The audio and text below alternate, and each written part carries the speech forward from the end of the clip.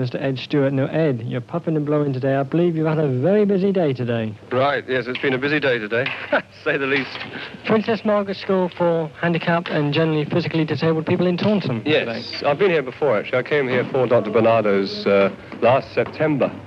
I do a thing for their house magazine once every 6 months and go and visit one of the schools. And just coincidentally happened to be the same one a year ago. So a lot of the faces I knew from last time I was here. How did you first get involved with children and find that your appeal was tremendous with the children?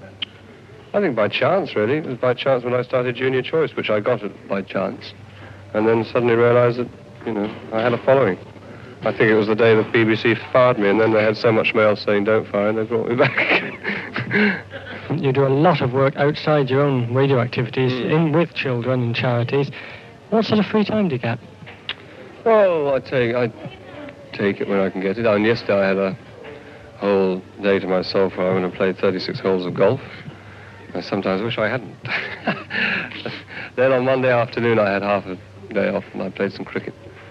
But the rest of this week until next Tuesday I'll be taken up. And then I've got half a day again for some cricket. Then I might sort of do another 5, 6 days, 7 days.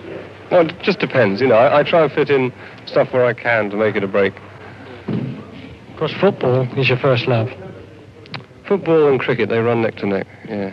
You play in Showbiz 11s? Well, there's one I play for called the Top 10 11, which is a Showbiz 11, yeah. Do you play cricket locally for village side, or do you play for the show business teams? Well, once again, it's mostly show business teams or World of Sport, the television program, I play for them. What do you ask me, really? You must be adjusted by now, but what about recognition? Yeah, I think adjusted is quite a good word, actually. Sometimes I wish I wasn't, because sometimes you really are. You're sitting down to it. I'm very tired now because you do a 2-hour show. I was up very early. I had to do some practice and racing at Brands Hatch today before I came down here. And then I came by train and then did this. So now, if I go into a pub, I hope that I won't get inundated with autographs. But another time, I don't mind. In fact, I'm only too pleased to do it. But now and again, one can never be too tired because nobody else knows you're tired. You're on call 24 hours a day, really. So you can't sort of say, I'm terribly sorry. No, because it lets people down. You mentioned you're going to Minehead tonight. Is this work again for you? Well, not tonight, tomorrow. There's a junior talent thing I do at Butlins around the country every week. And this week it's Minehead. So that's lucky for you.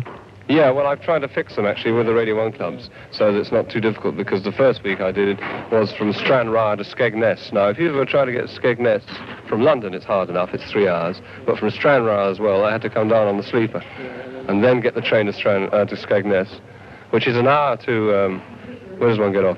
Grantham, and about 2 hours to go 40 miles, you see, because it stops everywhere, places you never knew existed.